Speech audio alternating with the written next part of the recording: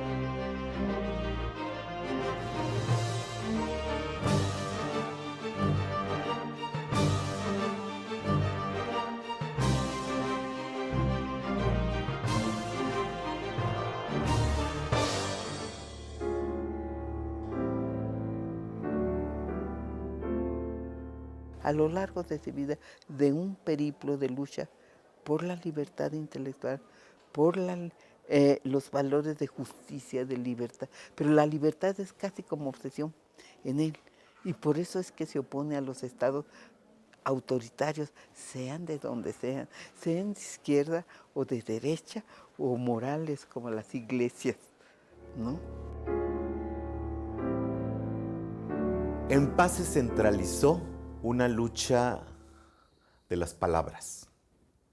En Paz se sintetiza un pensamiento sobre el ser intelectual frente al poder. Octavio Paz es un poeta de acción y reflexión, acción poética y reflexión política. Son dos constantes, digamos que las dos imágenes que siempre lo acompañaron. Es un ser profundamente inteligente y que sabe aprovechar sus experiencias vitales para poder entender el mundo. Reflexiona mucho a lo largo de su proceso como pensador, como ensayista, sobre los distintos Méxicos que le toca vivir. El México de sus reflexiones de la década de los 80 es un México distinto al del laberinto de la soledad. Y ahí está, desde mi perspectiva personal, esta capacidad constante, ¿no?, de renovación de su propio pensamiento. Sin él, no solamente no es posible entender el siglo XX, sino entendernos a nosotros mismos en nuestra tradición y nuestra cultura. Paz traía a México por dentro en una perspectiva muy intensa. Él se decía político, él parte de una concepción de que el intelectual, el trabajo intelectual es algo que debe estar alejado de lo que es el quehacer político, ¿no? El intelectual no debe de estar vinculado en cuestiones políticas, en cuestiones de poder, debe estar alejado del príncipe y debiera ser un francotirador ejerciendo la crítica. Pero me parece que su perspectiva quedó limitada, y eso también es parte de la realidad histórica y de sus propias determinaciones de clase. Es decir, Paz, al final de cuentas, fue un beneficiario del sistema político mexicano. Se preocupó por decirnos, la única posibilidad de hacer democracia es haciendo libertad de expresión. Desde muy chico vio la relación fuerte de política y vida cotidiana, de política y escritura. La etapa de formación de un poeta tiene que ver mucho con su infancia. Cómo vives la infancia es la manera en la cual se va a desarrollar como juego, pero también como el espacio del paraíso perdido. Hay un poema muy sonado de Octavio Paz en donde habla justamente de eso, ¿no? Dice que en su casa su abuelo hablaba de Porfirio Díaz y el mantel olía a pólvora, su padre hablaba de Zapata y el mantel olía a pólvora también. Él decía yo de qué voy a decir o de qué tengo que hablar, ¿no? Entonces desde muy chico hay una relación fuerte entre todo eso.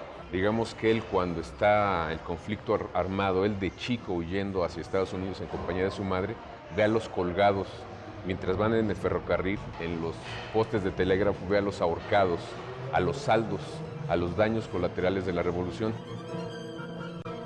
De muy jovencito, él había participado en términos de movimientos así muy rápidos en la universidad. Había apoyado la propuesta de autonomía que hacía Vasconcelos de la universidad, había hecho alguna participación en mítines universitarios que incluso él narra que fue a dar con sus huesos a la cárcel un par de ocasiones por andar haciendo este tipo de actividad muy, muy joven. Los jóvenes de su generación se debaten pues entre el viejo humanismo decimonónico, el nacionalismo revolucionario, la oferta socialista y, en el caso de Octavio Paz, incluso el anarquismo.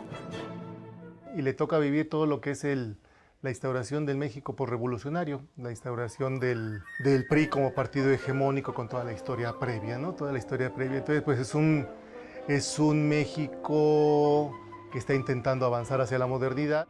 ¿Qué quiere decir todo eso? Que Octavio Paz nace con la revolución, crece con el concepto del nacionalismo revolucionario impulsado en aquellos años por los viejos liberales del siglo XIX y nace en un país, en una ciudad, la Ciudad de México, que era un lugar donde el mundo se abría por primera vez al mundo. Y él recibe una invitación para ir a un congreso internacional antifascista, que por cierto los grupos de izquierda de México no le querían facilitar, sino es gracias a Efraín Huerta, que se entera y le avisa a Elena Garro, que en ese entonces era su amiga, y después fue su esposa, y entonces Octavio Paz encabeza la delegación que va a España, cuando está el pleno momento de la guerra civil, junto con Carlos Pellicer.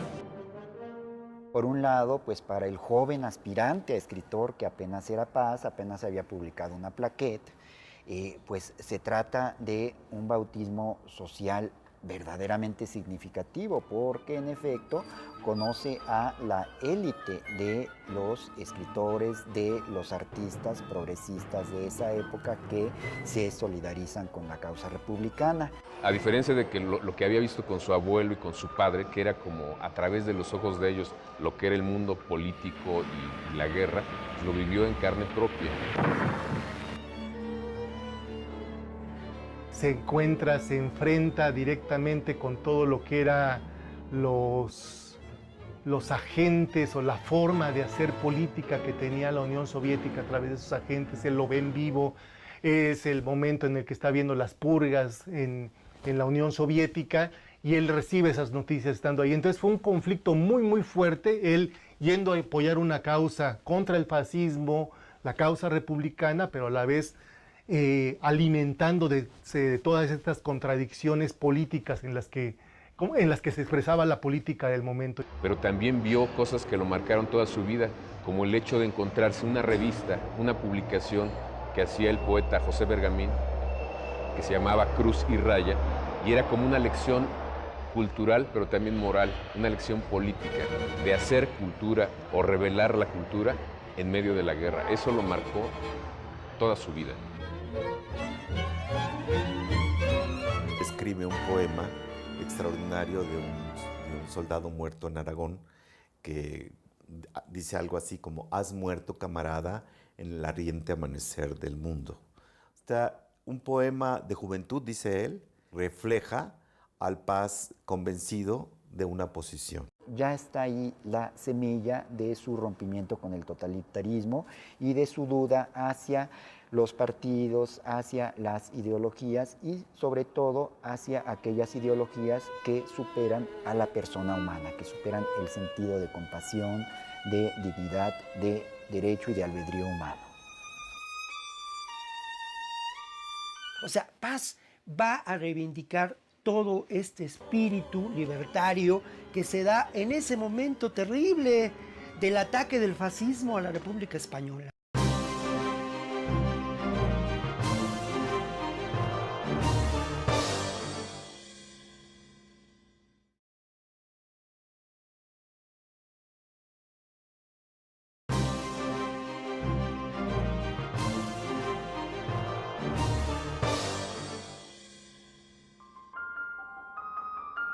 Juventud, Paz coqueteó mucho, Paz fue muy, se dejó atrapar por el discurso del socialismo, ¿no? En algunos artículos muy de joven son defensas verdaderamente beligerante sobre lo que estaba pasando en la Unión Soviética. Más o menos en 1950, a través de publicaciones francesas que lee con Elena Garro, se da cuenta de los horrores que se están cometiendo en ese paraíso político y social que era, digamos, el socialismo, ¿no? A partir de los intelectuales presos en campos de concentración, es que es de los primeros intelectuales que abre el camino para denunciar los gulags soviéticos. Lo que hizo Octavio Paz fue traducir un fragmento de estos testimonios con un prólogo suyo, y eso bastó para que pues, muchos de sus compañeros de ruta tuvieran un alejamiento definitivo con Octavio Paz. El gran mérito de Octavio Paz es haber sacado del sótano de las catacumbas este rumor para ponerlo en la luz, digamos, de la historia y de la explicación. Paz tuvo razón en criticar tan ferozmente al totalitarismo. No hay duda de que el estalinismo fue un grave error histórico. Aquel que se atrevía a criticar eso, casi era considerado como un hereje despreciable. Allá inicia una larga trayectoria de ejercicio muy contundente, muy puntilloso, muchas veces un poco burdo, diría yo, sobre lo que era la propuesta del socialismo y lo que era la construcción del socialismo realmente existente. Y hace que ya lo vaya colocando del lado derecho del abanico ideológico de su tiempo. Le ofrecen una embajada que en esos momentos era muy desdeñada, pero que para él resulta fundamental. En la India, sin que se lo pidan, Octavio Paz manda una serie de diagnósticos en torno a los movimientos estudiantiles que ocurren en el mundo. A Paz le toca darse cuenta cómo los jóvenes quieren crecer y vivir, ¿no? Se decía en París, la imaginación al poder. Contra la versión oficial de ese tiempo, él considera que las manifestaciones estudiantiles en México pues son producto de la evolución económica y social y que responden a un genuino reclamo democrático. Como tratándole de decir al gobierno y al presidente Díaz Ordaz, lo que necesita México es una apertura democrática. A los jóvenes no hay que reprimirlos, hay que abrirles espacios. Cuando Octavio Paz está en un pueblito de los Himalayas, oyendo con María José Paz, su mujer ya entonces, las noticias de lo que pasaba en México, se entera de la matanza de las tres culturas y en lugar de redactar la renuncia, lo primero que hace son escribir un par de poemas. Esa fue su primera reacción.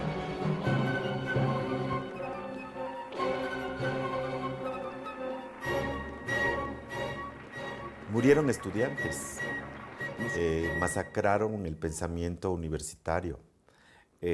No podía un poeta, un escritor que pensaba de una manera como pensaba, permitir esa masacre. Toma la decisión de renunciar y esto es un acto político. Pensando cómo luego somos, ¿quién renuncia a una embajada? Como que la gente... Yo creo que aquí, no sé.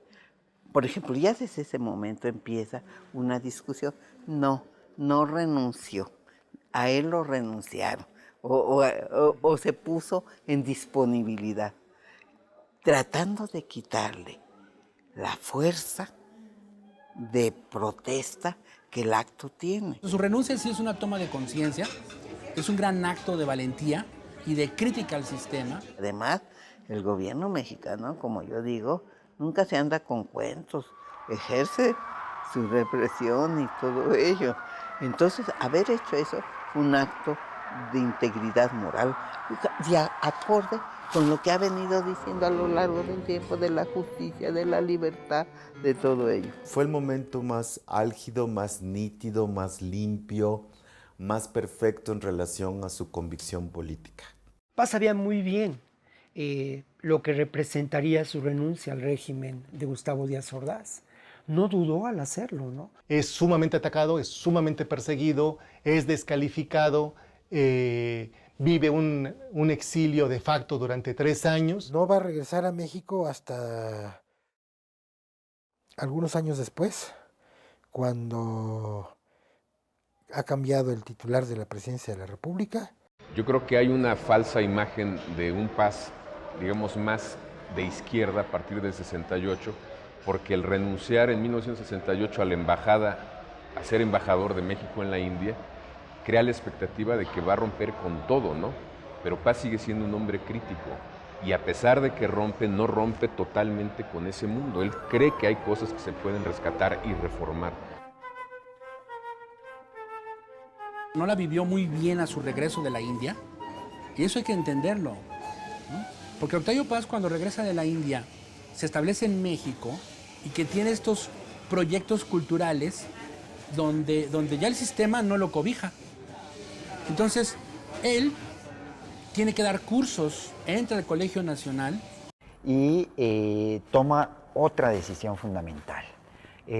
Había la expectativa de que Paz participara en la política activamente, incluso pues hubo pláticas con algunos de los militantes más respetables en ese momento de la izquierda, por ejemplo Eberto Castillo, sobre la posibilidad de construir un partido político de izquierda moderna y democrática. Sin embargo, Paz decide no participar directamente en la política y decide que en lugar de ejercer la trinchera política va a ejercer la crítica intelectual a través de la actividad editorial. Julio Scherer le ofrece hacer un semanario, precisamente un semanario político, para que reflexione de lo que quiera. Paz le parece una empresa muy complicada, porque él está realmente solo con unos cuantos amigos y le propone o le contrapropone a Julio Scherer hacer una revista mensual y le dan total libertad para decir y hacer lo que quiera. Imagínate esa combinación de dos monstruos como son Julio Scherer y Octavio Paz, crean de pronto, crean de plural el suplemento, en este caso, cultural y periodístico más importante del país. Es una revista de una extraordinaria curiosidad, donde lo mismo pueden aparecer las novedades en torno a la filosofía que en torno a la demografía, y es una revista donde también se discute de política. La historia del fin de la época de Paz en plural va de la mano del fin del Excelsior de Scherer. Una actitud absolutamente de derecha, absolutamente intolerante por parte del régimen de Luis Echeverría, que a la larga va a generar, como ocurre históricamente, posibilidades y aperturas y va a ampliar los horizontes, ¿no?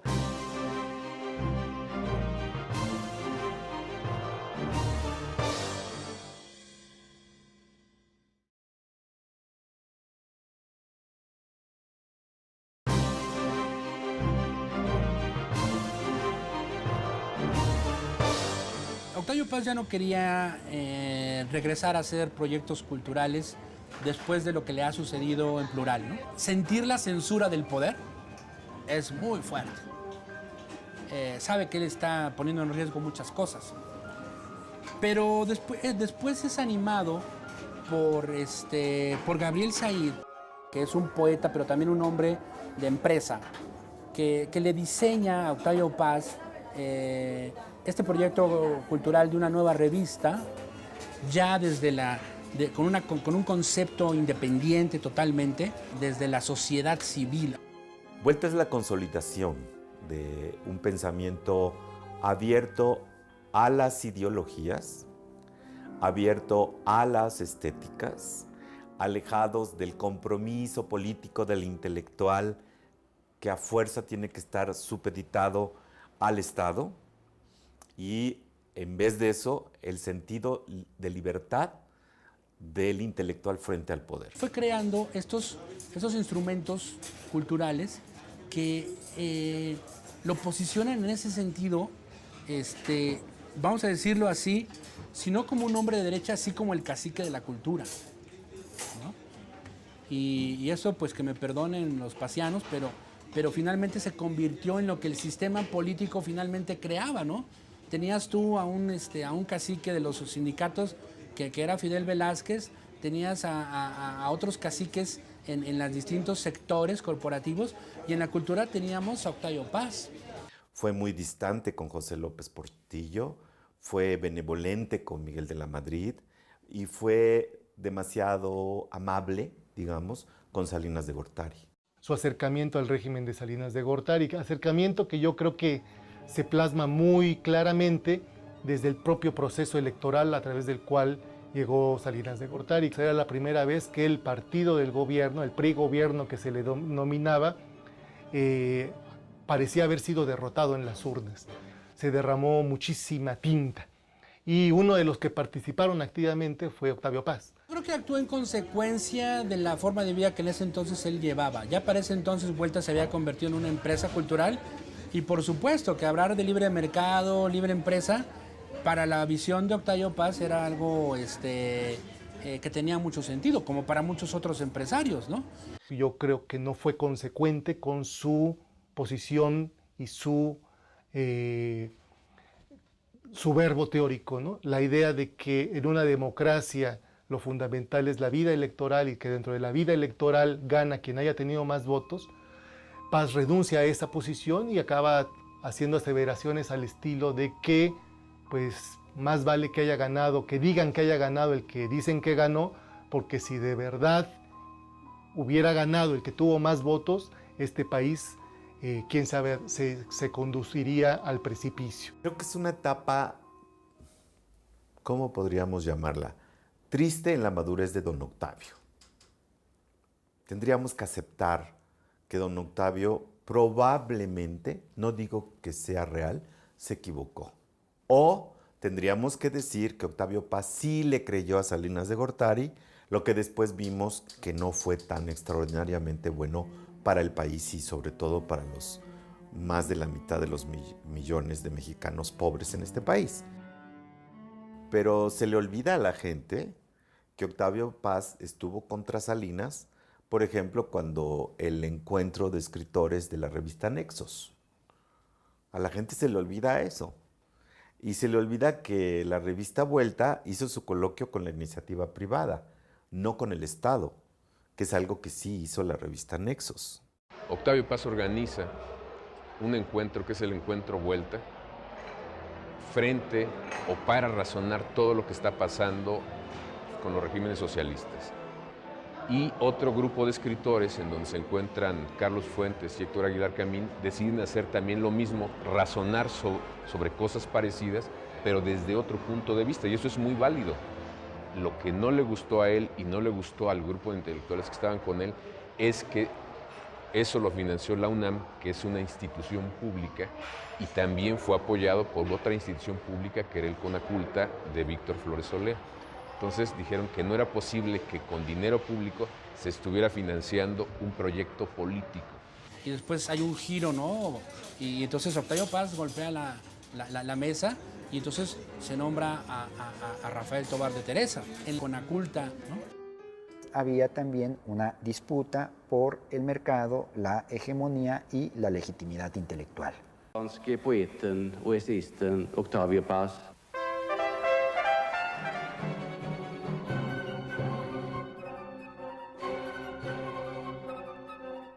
El premio Nobel pues es un reconocimiento justo, quizá un tanto tardío, a una obra que ya se había consolidado e irradiado desde muchos años, décadas antes, diría yo. Yo creo que para Paz fue el reconocimiento a una obra enorme, no solamente en volumen, sino en profundidad, en capacidad, en calidad. Realmente es asombroso la enorme cantidad de temas que podemos encontrar que Paz desarrolló. Y no solamente la cantidad de temas, sino la cualidad, la calidad con la que se acercaba a ellos, ¿no? Yo recuerdo haber leído toneladas de artículos diciendo tonterías, que era un agente de la CIA, que el Pentágono había hecho lobby para que le dieran el Nobel. Rompamos ese prejuicio un poco soez de gente que piensa que el Nobel de Literatura se lo dio Salinas o se lo dio Televisa. Yo creo que es necesario acabar con esas patrañas y mentiras.